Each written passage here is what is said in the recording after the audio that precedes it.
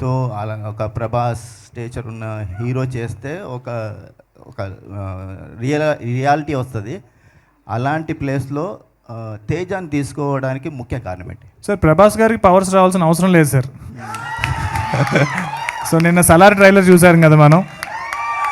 సలార్ ట్రైలర్లో ఆయనకి పవర్స్ అవసరం లేదు, ఆయనకి హనుమంతుడు ఇవ్వాల్సిన బలం లేదు, ఆయన ఆల్రెడీ అంత బలస్తుడు. సో తేజ హనుమంతుల వారి రోల్ ప్లే చేయట్లేదండి. ఒక నార్మల్ మీలాగా నాలాగా, అంటే మీకన్నా కొంచెం సన్నగా ఉన్నాడు, బట్ చాలా ఒక ఫ్రేల్, అంటే ఒక పవర్ లేని ఒక మనందరిలాగా రిప్రజెంట్ చేసే ఒక క్యారెక్టర్. ఇప్పుడు మెయిన్గా సినిమా థీమ్ ఏంటి అంటే కనుక ఒక ధర్మం కోసం, ఒక రైటియస్నెస్ కోసం ఎవరైతే ఫైట్ చేస్తారో వాళ్ళకి ఎప్పుడు హనుమంతుడు వెనకాల ఉంటాడు అన్నది main theme of the film sir. So అలా తేజ వెనక ఎలా హనుమంతుడు ఉన్నారు, సో మీరు కూడా అందరూ ఆడియన్స్ ఎలాగైతే ధర్మం కోసం ఫైట్ చేస్తే మీ వెనకాల కూడా హనుమంతుడు ఉంటారు అన్నది మెయిన్ సినిమా థీమ్ సార్. కానీ మన పురాణాలను బేస్ చేసుకొని సినిమా తీసినప్పుడు ఎన్టీఆర్ నుంచి మొన్న రాఘవేంద్రరావు వరకు కూడా చాలా నిష్ఠతో చేశారు. Correct sir. మీరు ఈ సినిమాలో ఎలాంటి భక్తి నిష్ఠ ఎలాంటి పాటించారండి?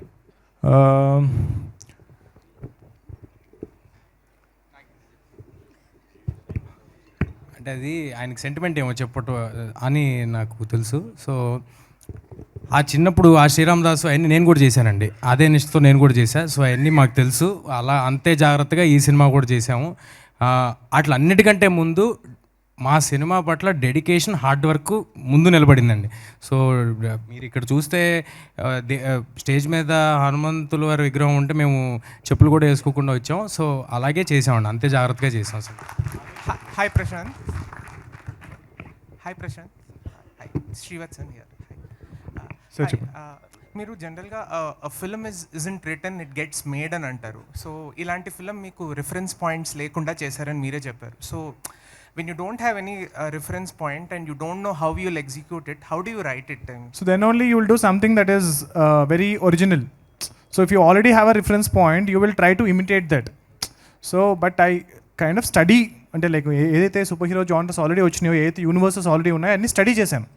బట్ ఐ ట్రై టు ఇప్పుడు మన స్టైల్ ఆఫ్, ఇప్పుడు నాకు తెలిసి మార్వెల్లో కానీ డీసీలో కానీ ఇంత బిల్డప్ షాట్లు ఎవరు తీసుండ్రు. ఈ ఏదైతే మన స్టైల్ ఆఫ్ ఫిల్మ్ మేకింగ్ ఉందో, ఒక Telugu cinema commercial cinema style of film making ఏదైతే ఉందో అది మన ఒరిజినాలిటీ. సో ఈవెన్ ఇప్పుడు మనకి RRR సినిమాకి ఇంటర్నేషనల్గా అంతమంది ఎందుకు అప్రిషియేషన్ ఉంది? సో మెయిన్లీ బికాస్ ఆయన కనెక్ట్ అయ్యారు.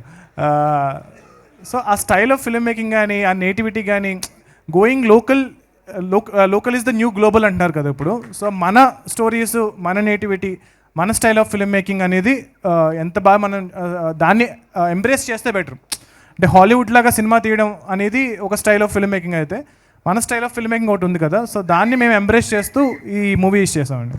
Yeah, and you have spent over nearly a year over the post-production for Hanuman. I mean, more than a year, yeah. Yeah, I mean, me making kuda, I mean, 1 year ఏ సినిమాకి spend చేసి ఉంటారు. So what did you learn through the post-production of Hanuman? అంటే నాకు work flow అనేది, అంటే CG cinema ఇంత heavy VFX cinema ఇప్పటివరకు నేను చేయలేదు. సో నా ఎగ్జైట్మెంట్ ఏంటంటే చాలా విషయాలు తెలుసుకున్నాను VFX సంబంధించి. సో నా నెక్స్ట్ సినిమా ఏదైతే చేయబోతున్నానో దానికి డెఫినెట్గా ఇంత టైం పడుతుంది. సో ఆ వర్క్ ఫ్లో అనేది చాలా బాగా మేము నేర్చుకున్నాము. So yeah, I mean it's a great experience. Amrita, please.